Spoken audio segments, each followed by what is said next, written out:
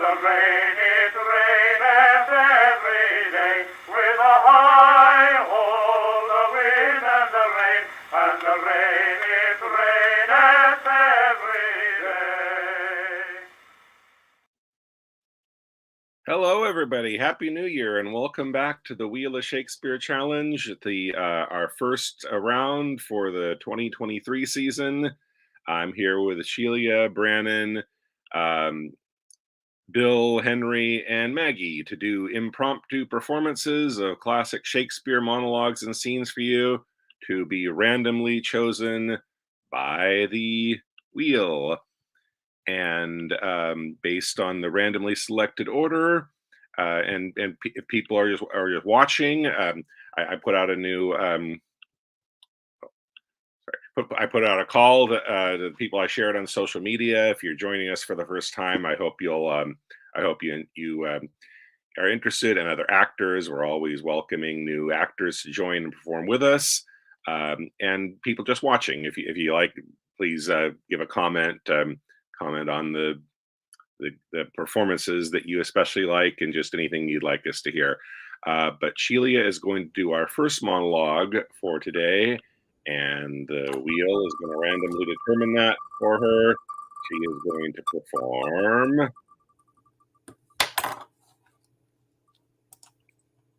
And Brannon is on deck. But she'll go after Volumnia, and they go not from us thus. So that's Coriolanus, Act 5, Scene 3, eating with her son not to destroy Rome. So.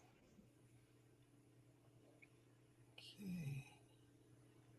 Let me know when you're ready, and I'll. Oh my, this is a big one. Yeah. Good one, a really good one. Okay, so whenever you're ready. Nay, go not from us thus. If it were so that our request did tend to save the Romans, thereby to destroy the vultures whom you serve, you might condemn us as poisonous of your honor. No, our suit is that you reconcile them. While the vultures may say, this mercy we have showed the Romans, this we have received, and each and either side give the all hail to thee, and cry, be blessed for making up this peace. Thou knowest, great son, the end of war's uncertain, but this certain,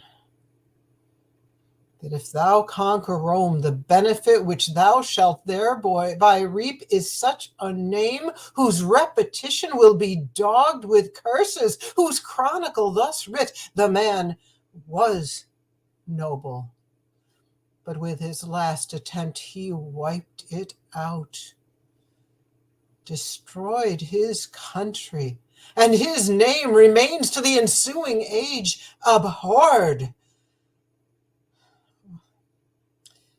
Speak to me, son. Thou hast affected the fine strains of honor to imitate the graces of the gods, to tear with thunder the wide cheeks of the air, and yet to charge thy sulphur with a bolt that should but rive an oak.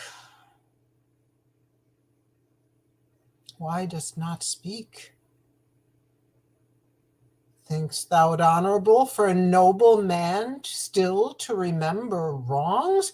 Daughter, speak you. He cares not for your weeping. Speak thou, boy. Perhaps thy childishness will move him more than can our reasons. There is no man in the world more bound to his mother. Yet here he lets me prate like one in the stocks. Thou hast never in thy life showed thy dear mother any courtesy when she, poor hen, fond of no second brood, has clucked thee to the wars and safely home, loaden with honor. say my request's unjust, and spurn me back. But if it be not so, thou art not honest, and the gods will plague thee, that thou restrainest from me the duty which to a mother's part belongs. He turns away. Down, ladies. Let us shame him with our knees. To his surname Coriolanus longs more pride than pity to our prayers. Down, an end. This is the last. So, we will home to Rome and die among our neighbors. Nay, behold this boy. I cannot tell what he would have, but kneels and holds up bands for fellowship. Does reason our petition with more strength than thou hast to deny it. Come, let us go. This fellow had a Volscian to his mother. His wife is in Corioli, and his child like him by chance. Yet, give us our dispatch. I am hushed until our city be afire, and then I'll speak a little.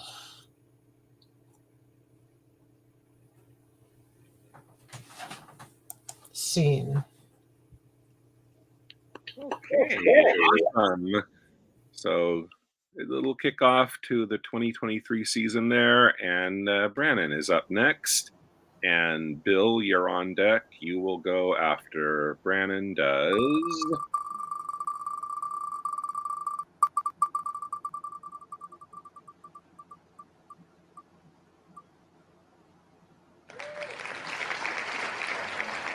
Gertrude, there is a willow. About Ophelia's Act 4, Scene 7.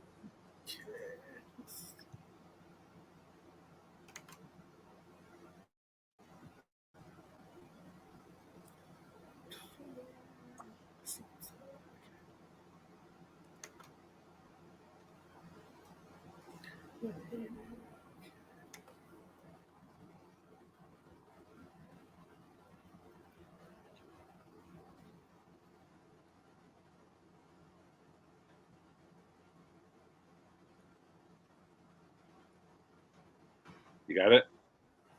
Yeah, I'm just scrolling down almost. Okay. So whenever you're ready. Okay.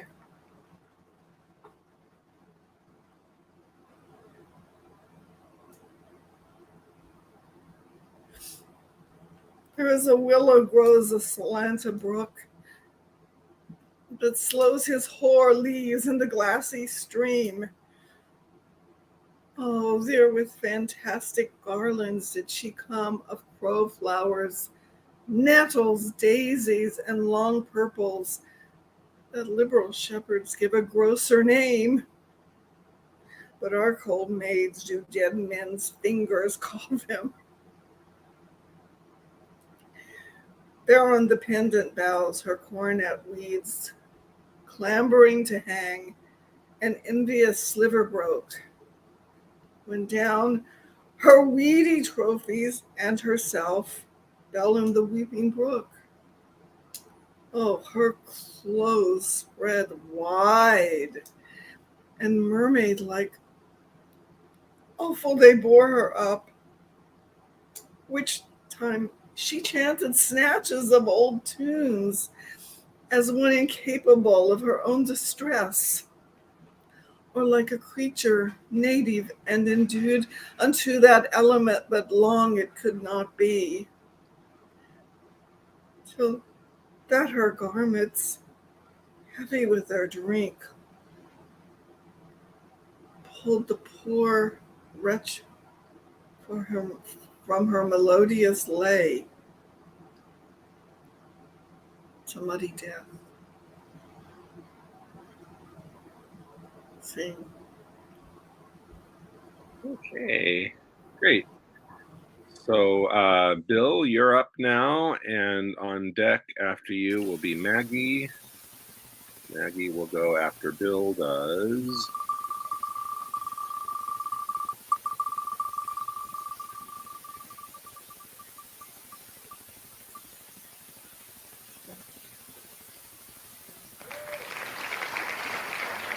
A good way to see the epilogue to Troilus and Cressida, Pandarus. Ah, it's the very last thing.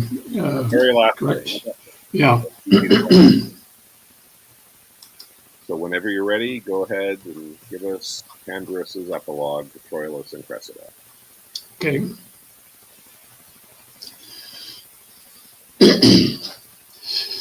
A goodly medicine for my aching bones. Oh, world, world, world, this is the poor agent despised. Oh, traitors and bawds, how earnestly are you set a work, and how ill requited. Why should our endeavor be so loved, and the performance so loathed? What verse for it? What instant for it? Let me see. Full merrily the humble bee doth stink, till he hath lost his honey and his sting. And being once subdued in armed tail, sweet honey and sweet notes together fail. Good traders in the flesh, set this in your painted cloths. As many as be here of Pandarus' hall, your eyes, half out, weep out at Pandarus' fall.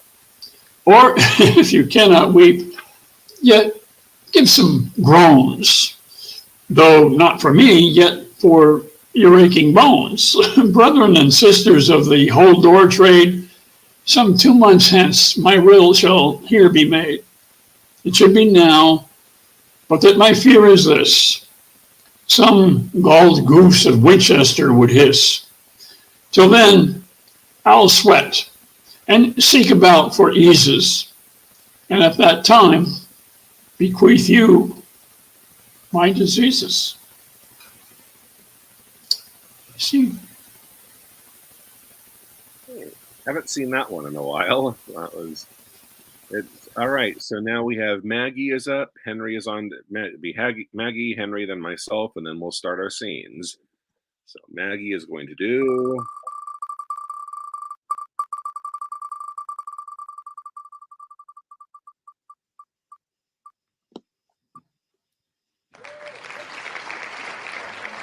Prospero, ye elves of hills. That's Act 5, Scene 1. Okay.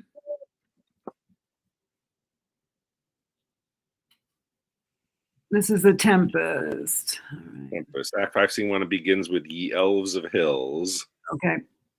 Okay, so whenever you're ready. All right.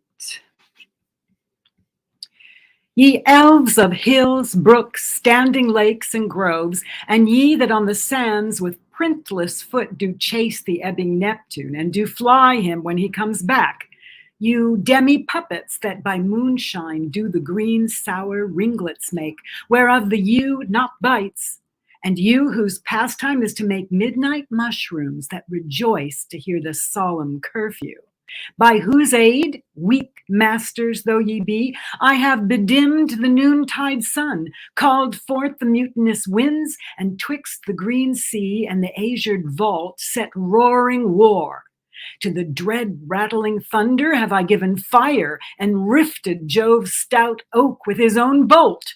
The strong-based promontory have I made shake, and by the spurs plucked up the pine and cedar.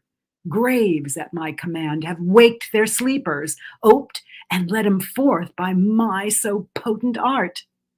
But this rough magic I here abjure, and when I have required some heavenly music, which even now I do, to work mine end upon their senses that the airy charm is for, I'll break my staff, bury it certain fathoms in the earth, and deeper than did ever plummet sound, I'll drown my book, a solemn air, and the best comforter to an unsettled fancy, cure thy brains, now useless, boiled within thy skull.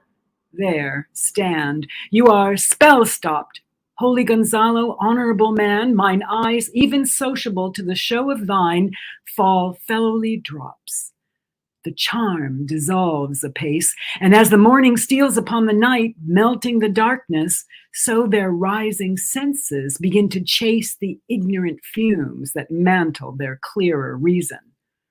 Oh, good Gonzalo, my true preserver, and a loyal sir to him you followest, I will pay thy graces home both in word and deed.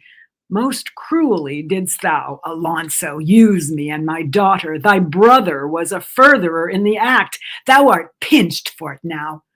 Sebastian, flesh and blood, you, brother mine, that entertained ambition, expelled remorse and nature, who with Sebastian, whose inward pinches therefore are most strong, would here have killed your king. I do forgive thee, unnatural though thou art. Their understanding begins to swell, and the approaching tide will shortly fill the reasonable shore that now lies foul and muddy. Not one of them that yet looks on me or would know me Ariel. Fetch me the hat and rapier in my cell. I will discase me, and myself present as I was sometimes millen. Quickly, spirit, thou else shall be air free.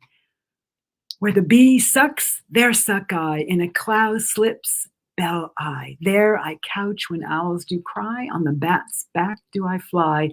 After summer merrily, merrily, merrily shall I live now under the blossom that hangs on the bough.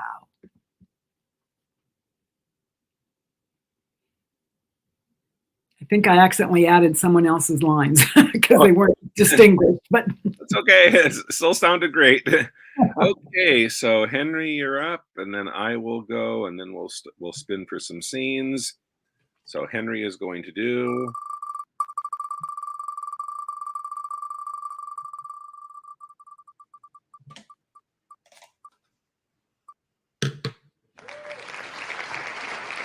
King Henry's opening monologue of Henry the Fourth, Part 1.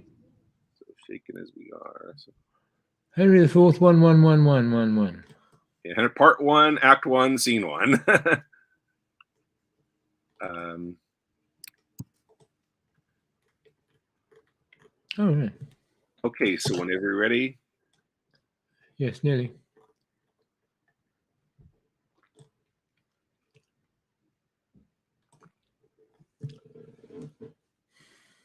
So shaken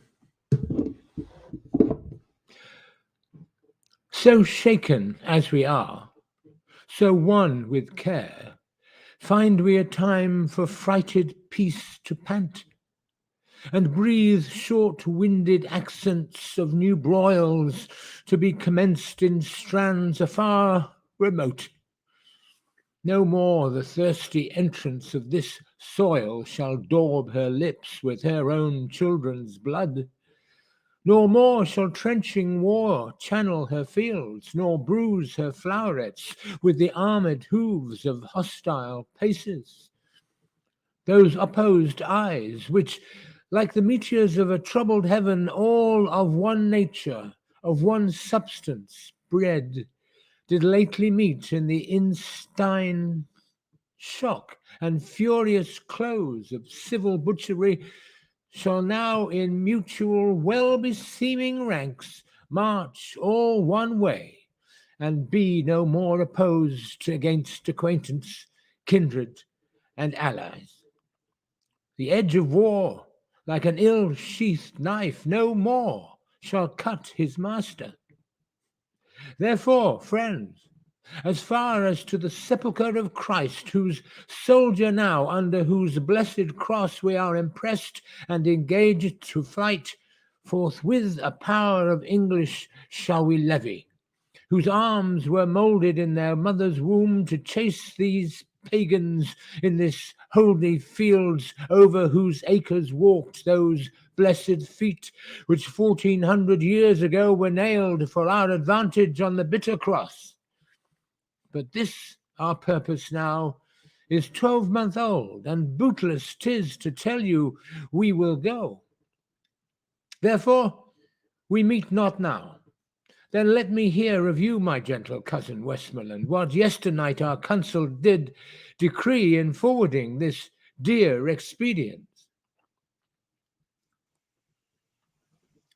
Okay, very nice.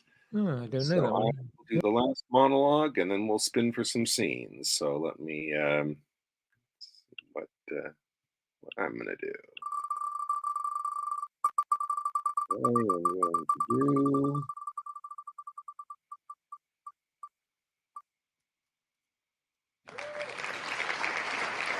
Queen Catherine.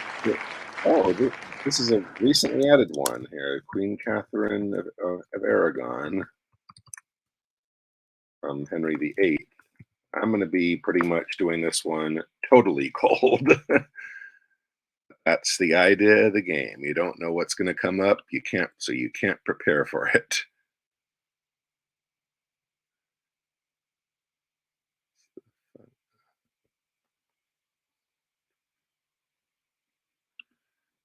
Act 2, scene.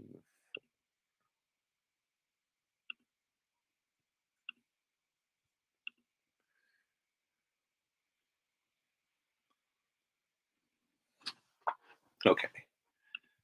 There we go.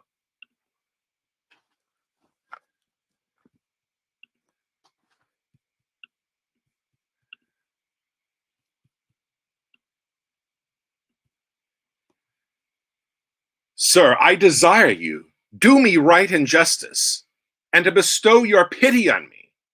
For I am a most poor woman and a stranger born out of your dominions, having here no judge indifferent, nor no more assurance of equal friendship and proceeding. Alas, sir, in what have I offended you? What cause hath my behavior given to your displeasure, that thus you should proceed to put me off, and take your good grace from me? Heaven witness, I have been to you a true and humble wife, as times to your will comfortable, ever in fear to kindle your dislike, yea, subject to your countenance, glad or sorry as I saw it inclined. Where was the hour I ever contradicted your desire, or made it not mine too? Or which of your friends have I not strove to love, although I knew he were mine enemy? What friend of mine that had to him derive your anger did I continue in my liking? Nay, gave notice he was from thence discharged.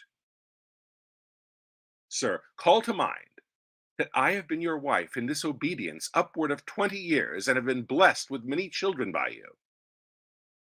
If in the course and process of this time you can report and prove it too, against mine honor aught, my bond to wedlock, or my love and duty against your sacred person, in God's name turn me away, and let the foulest contempt shut door upon me, and so give me up to the sharpest kind of justice. Please you, sir, the king your father was reputed for a prince most prudent, of an excellent and unmatched wit and judgment. Ferdinand, my father, king of Spain, was reckoned one, the wisest prince that there had reigned by many a year before. It is not to be questioned that they had gathered a wise council to them of every realm that did debate this business, who deemed our marriage lawful. Therefore I humbly beseech you, sir, to spare me, till I may be by my friends in Spain advised, whose counsel I will implore. If not, in the name of God, your pleasure be fulfilled. Scene. Okay. So, this point, remove this, save, and we will switch to the scenes wheel. And there are 6 of us, so let's get an appropriate number of scenes to provide roles for 6 actors.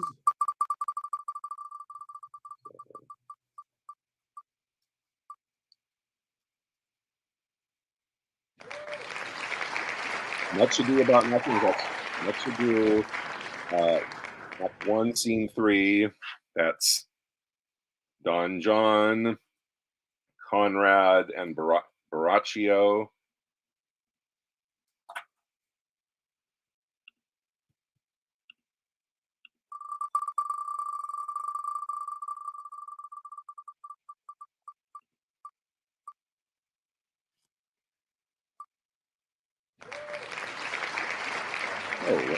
And Romeo and Juliet. I believe it is the Nightingale scene. So that's 5. We got one scene that had 3 characters. So that's 5. So what we'll have is the 6 roles to choose from will be Don John, Conrad, and Borachio, Romeo, Juliet, and then the 6th one will be the option of doing a second monologue. And I had the last choice, so I'll get the first choice here. So I'll take Don John, and then Henry gets the second choice. Henry, what would you like? Romeo, please. Okay, Henry's going to take Romeo. And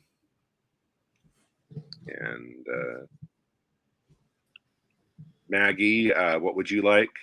I'll take Juliet. Okay, so Henry and Maggie will be Romeo and Juliet. Bill, what would you like, Conrad or Borachio? How about Borachio? Borachio, okay, so and that leaves actually Brannon gets the choice between being Conrad or doing a second monologue. You're muted, Brannon. We can't hear you. I'll do Conrad. Conrad. Okay, so then, and Sheila will do a second monologue after we've done these 2 scenes together. So let's find the Much Ado About Nothing scene.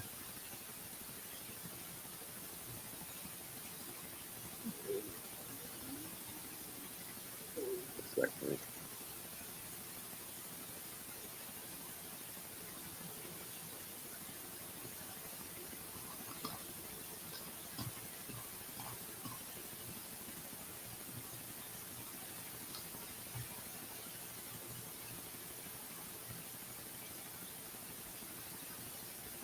Actually, so this one, the scene starts, Borachio is not in yet, so I'm going to take Bill out of the stream. I'll add him in when Borachio makes his entrance, and it'll start with Don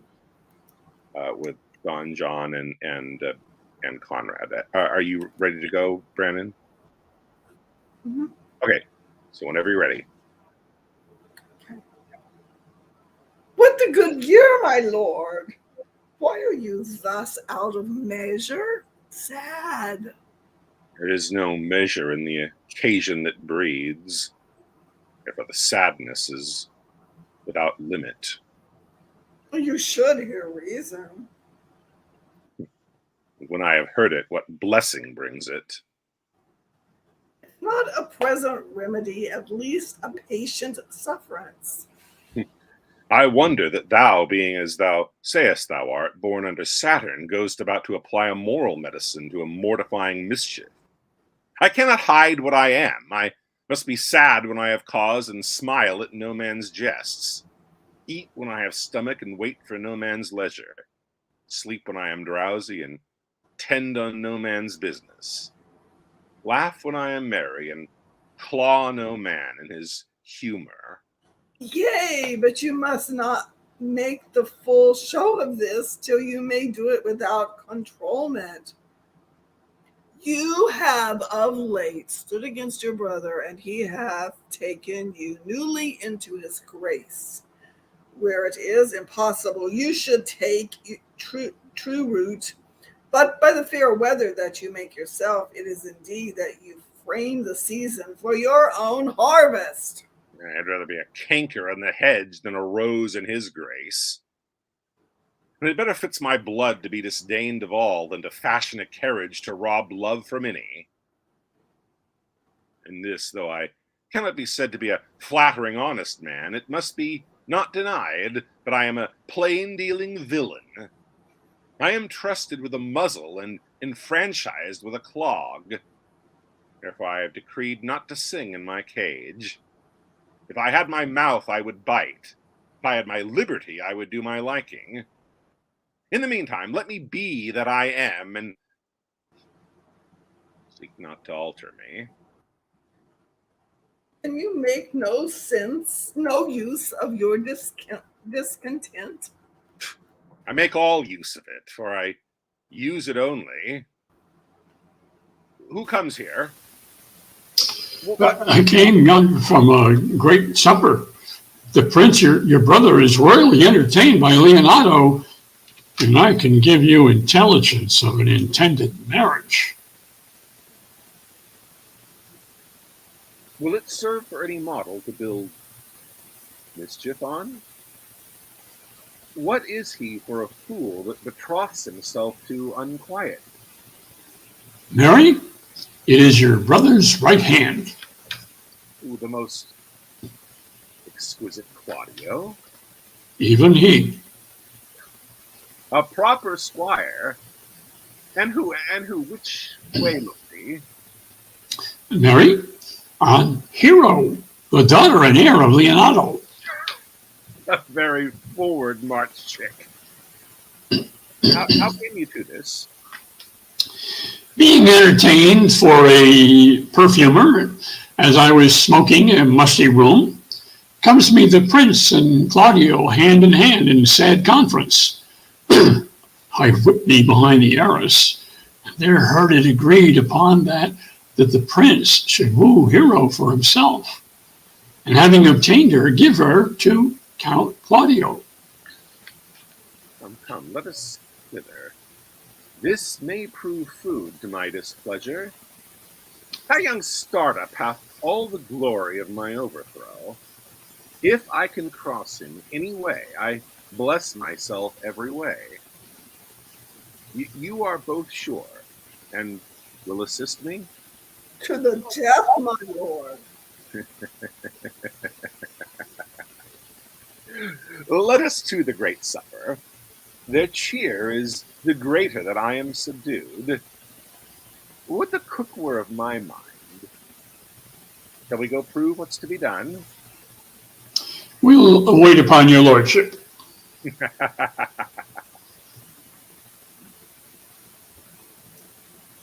Okay. So,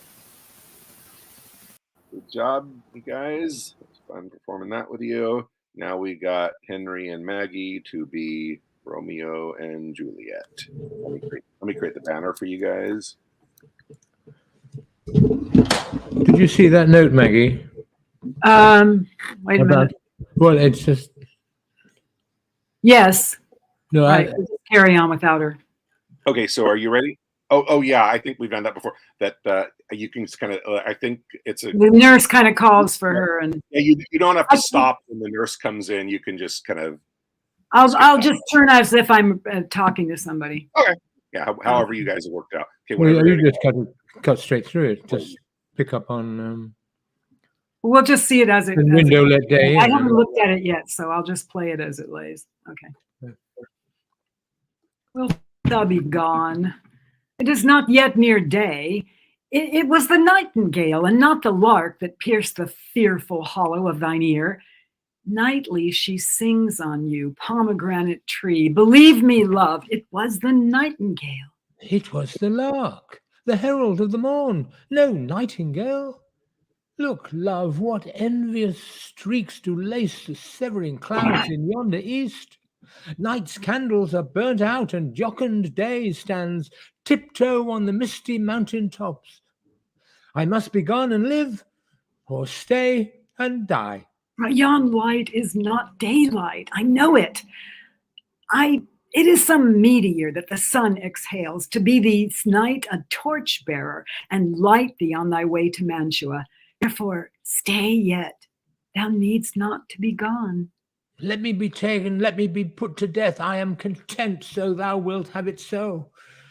I'll say yon grey is not the morning's eye, 'tis but the pale reflex of Cynthia's brow, nor that is not the lark whose notes do beat the vaulty heaven so high above our heads. I have more care to stay than will to go. Come, death and welcome. Juliet wills it so. How is my soul? Let's talk. It is not day. It is. Hie hence, be gone away. It is the lark that sings out of tune, straining harsh discords and unpleasing sharps. Some say the lark makes sweet division. This doth not so, for she divideth us. Some say the lark and loathed toad change eyes. Oh, now I would they had changed voices too, since arm from arm that voice doth us affray, hunting thee hence with hunts up to the day. Oh, now be gone, more light, and light it grows. More light and light, more dark and dark our woes. Then window, let day in and let life out. Farewell, farewell, one kiss and I'll descend. Art thou gone so? Love, Lord, husband, friend, I must hear from thee every day in the tour, for in a minute there are many days. Oh, by this count I shall be much in years ere I again behold my Romeo. Farewell, I will omit no opportunity that may convey my greetings, love, to thee. Oh, think'st thou we shall ever meet again? I doubt it not, and all these woes shall serve for sweet discourses in our time to come. Oh, God, I have an ill-divining soul. Methinks I see thee, now thou art below, as one dead in the bottom of a tomb. Either my eyesight fails, or thou look'st pale. And trust me, love, in my eye, so do you. Dry sorrow drinks our blood. Adieu, adieu. Oh, fortune, fortune, all men call thee fickle. If thou art fickle, what dost thou with him that is renowned for faith? Be fickle, fortune, for then I hope thou wilt not keep him long, but send him back. Thank you, Maggie. That was fun. Thank you. Okay, awesome. So as we still have Shelia to go, whenever the randomness of the wheel gives us an odd number of rolls, but we have an even number of players, or vice versa, and we have an extra, will go back to the monologue wheel to give the remaining player that hasn't gotten to go a second time a second monologue. So we'll wrap up with Shelia doing one more monologue. The second monologue she will do. What is the wheel? Okay. Buckingham being led to his execution. And I think the executioner comes in, says a couple lines. You can cut that and just kind of make it a continuous. Okay. Basically, the whole scene is him, except for the executioner saying a few lines here and there. But you can just skip those, and it's. Have you found it? Yes. Yes. Okay. This is also very cold reading. Okay. Will not King Richard let me speak with him? Hastings and Edward's children, Rivers, Grey, holy King Henry, and thy fair son, Edward, Vaughan, and all that have miscarried by underhand, corrupted, foul injustice. If that your moody, contented souls do through the clouds behold this present hour, even for revenge mock my destruction? This is All Souls' Day, fellows, is it not? Why, then All Souls' Day is my body's doomsday.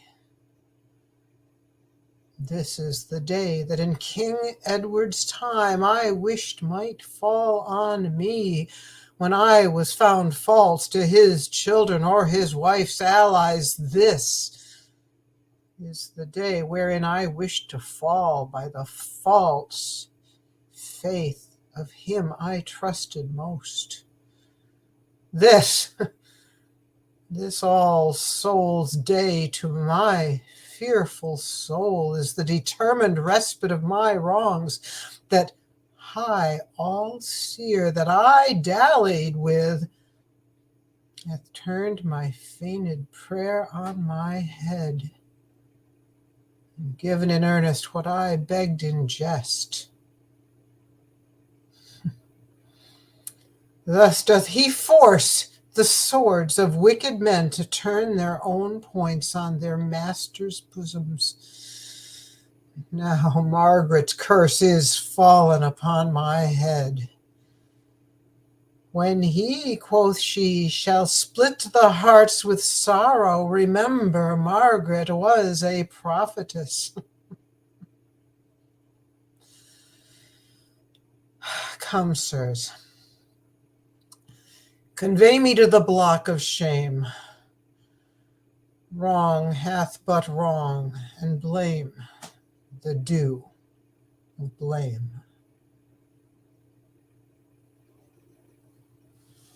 Scene. If your fan is completely cold, as you said it was going to be, that was still an awesome reading. Okay, well, thank you everybody today for your great performances. Thank you anybody that's watching. For the first time, I tried to share it more on social media at the beginning of a new season. Again, if you're watching for the first time, I want to remind open invitation.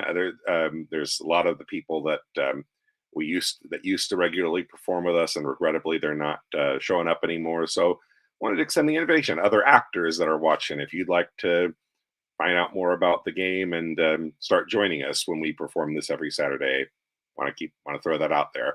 So I hope everybody had fun. I hope the people watching enjoyed, and hope to see you again same time next week on the Wheel of Shakespeare Challenge. See you guys then next Saturday. Bye now.